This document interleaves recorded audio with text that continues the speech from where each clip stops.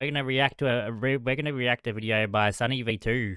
Shout out to SunnyV2 for making this video. I did not make it. The original will be down in the description below, and it's called "The Rock is losing thousands of fans per hour." Wait, why? The Rock just made WrestleMania's most disliked video ever, and through some terrible podcast appearances, a completely out of touch fundraiser, and his reputation as a walking, talking advertisement, the world's fakest celebrity has for the first time ever seen a fall in Instagram followers. But the biggest contributor might be his endless list of lies on everything from his movie earnings to fast food consumption. For example, back in 2017, The Rock posted this photo to his Instagram claiming, "I've never been to In-N-Out before," which didn't seem all that serious until roughly 5 years later, when in August 2022 he'd post the following video. "This is the very first time that I have ever tried an In-N-Out burger, or In-N-Out fries, or anything from In-N-Out for that matter." He'd therefore claimed for a second time it was "my first ever time eating In-N-Out," yet he might not have been guilty given he'd also said this. "Now, I've picked up some In-N-Out burger before for some buddies of mine. I've never tried it, so this is a first." That would be until It December looks terrible. 2023, when The Rock claimed for a third time he'd had "my first In-N-Out burger experience," also pretending like he'd never even tried fast food before. "I didn't know the lingo, didn't know who to pay, where to pay, didn't know shit," before adding some self-congratulatory comments about leaving a massive tip. This led to mainstream media articles and a 6 million view Penguin Zero video. "This is the third time he's done it. He keeps pretending that he's trying In-N-Out for the first time every couple of years. The other two videos are still on your Instagram page." Forcing The Rock to change his description by adding, "my first ever In-N-Out burger experience again. Thanks to the fans who reminded me that I went to In-N-Out years ago and totally forgot about it, but there was another lie that did way more damage." Black Adam was released in December 2022, yet after its theater run ended, Insider published an article reading, "Box office bust, Black Adam faces theatrical losses." The article explained that the film needed to earn around 600 million worldwide to break even, yet box office experts believe Black Adam will stall out with less than 400 million globally. Now the movie stands to lose 50 million to 100 million in its theatrical run, although only 3 days later The Rock was saying the opposite. "Waited to confirm with financiers before I shared this excellent Black Adam news. Our film will profit between 52 and 72 million, fact." Also attaching a Deadline article which stated, "There's some snarking going on out there that Black Adam is poised to lose 50M to 100M, and that is simply just not true. The movie is bound to break even and be in the black." Well, it turns out this article was written with false information that The Rock had personally leaked to the journalist to make his film seem profitable. After 25 years, we finally found out what The Rock is cooking: the books. But the thing that's really cooking his reputation is perhaps the cooking itself, as The Rock's longest running and most off-putting lies are on the topic of diet and exercise. For example, The Rock claimed to be eating a suspicious amount of food, anywhere between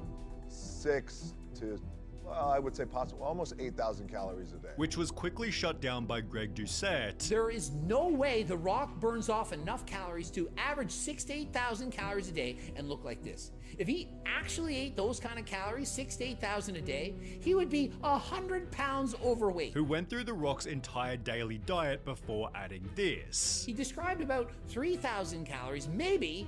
But is this the same guy? 6 to 8 total thousand calories. The Rock also uploaded a raw uncut leg workout, which he called intense and unlike anything I've ever done, which Greg went on to criticize. It is the same guy. The grimaces on his face. Notice how hard he seems to be pushing. This is 2 plates on each side. A man of The Rock's stature, size, and strength, I would believe that this would be a cakewalk. Many bikini competitors could lift this much weight, and I'm not trying to strength shame him here, but I believe that you're lying when you say that this kicked your ass. There is no way that this was difficult for you. Highlighting The Rock's most notable lie of all. There's not a fucking chance in hell he's clean. No. Not a chance in hell. As big as The Rock is, at 50? On the topic of steroids, Johnson has said he hasn't touched them since he was 18, when he tried them before college. Sure, you get a lot of people out there who will suspect and say shit. They want to negate the hard work you put in, although it's strange to see him only getting bigger, despite now being into his 50s. Eddie Hall gave his voice on what Dwayne might be using. "I would believe that The Rock would be on TRT, which is testosterone replacement therapy. A very good thing to do. It's actually very good for you, very healthy for you." While Joe Rogan theorized he was probably using more. You can't even get there with HRT.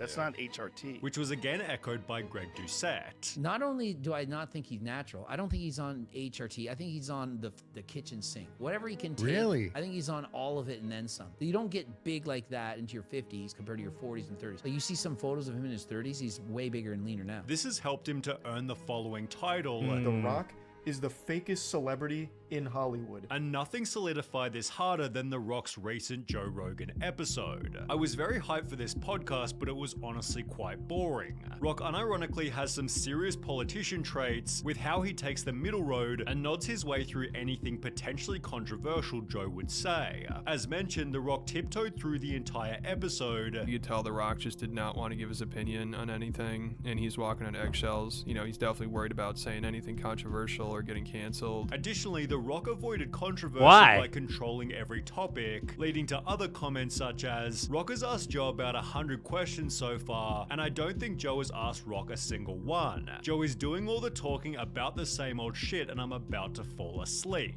The whole episode just felt kind of weird, not only because of Joe previously calling The Rock a steroid user, but because The Rock had also called Joe Rogan out himself.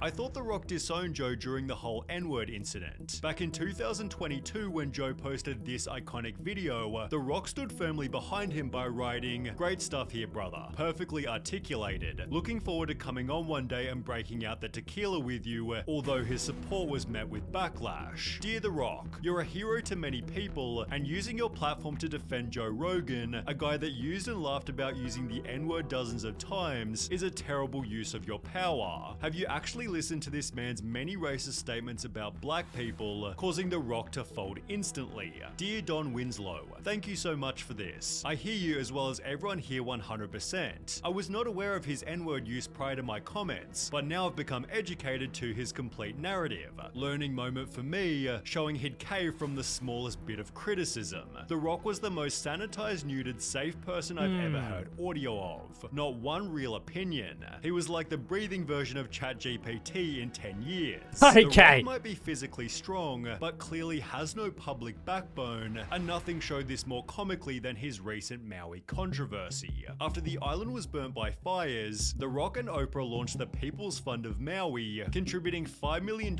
each before asking the public to donate. So we appreciate any support that you can give. What do I do? What do I do? This is what you do. The People's Fund of Maui. The comments have since been turned off completely, yet they once echoed the sentiment, math ain't mathing with this one. You guys literally have so much money. You can donate it and make it back within a year. Now, The Rock didn't need to respond. His $5 million donation was already extremely generous, yet once again he couldn't handle the backlash and uploaded a video claiming he'd done the wrong thing. When we first launched the fund, there was some backlash, and I want to address and acknowledge that backlash right now. And here's what I have to say about that. I get it, and I completely understand. And I could have been better. And next time I will be better. The Rock doesn't even feel like a real person anymore. He's basically just a walking business, with the whole walking billboard mentality becoming increasingly obvious to everyone. He only has one mode, and that's sales mode. For example, he simply had to celebrate his sold-out wrestling match with a massive swig of tequila. And what about the drink of choice for his first time trying In-N-Out? Well, again, 2 straight shots of his own brand of alcohol. Not exactly believable. As his own but brand? What about this wholesome video where he pulls up to a tour bus? You guessed it, it's actually an ad. We're building our second distillery, and we are the largest employer of everybody in Jesus Maria. I love Jesus Maria. Thank you, brother. Did you try the tequila? By scrolling to any part of his Instagram, you can see that around 75% of his posts are sponsored, and the nickname Dwayne the Ad Johnson is therefore perfectly fitting. This, combined with everything else, has severely wounded his image. However, his recent actions with the WWE have dealt the final blow. On the 23rd of January 2024, The Rock became a WWE board member and a voice for what takes place in the show. The Rock ensured the audience, "At my core, I'm a builder who builds for and serves the people," although so far he hasn't served anyone beside himself. How might you ask? Well, you'll need a bit of backstory. Roman Reigns was WWE champion for roughly 3 whole years, although it was hinted that the widely adored Cody Rhodes would be next to take the title. The two had a long-running feud, so their matchup seemed perfect, and Cody had just won the Royal Rumble, the winner of which normally goes on to face the champ. Well, after all the hype had built, Cody Rhodes unexpectedly told Roman he didn't want to face him, randomly subbing himself out for The Rock, who had no place in the story.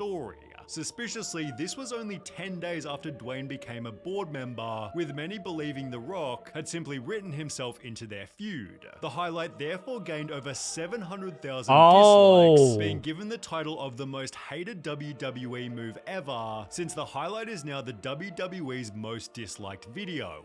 The backlash was so severe that the story was totally changed, with Cody successfully beating Roman in April, after which The Rock announced he was leaving. The story led some fans to state, "I swear I haven't watched this much wrestling in years, although The Rock's personal following hasn't been so healthy." Only 12 months ago, The Rock was gaining 5 million followers per month, although through everything discussed in this video, The Rock is now losing fans for the very first time ever. Damn. And what a video. Thank you for SunnyV2 for that video.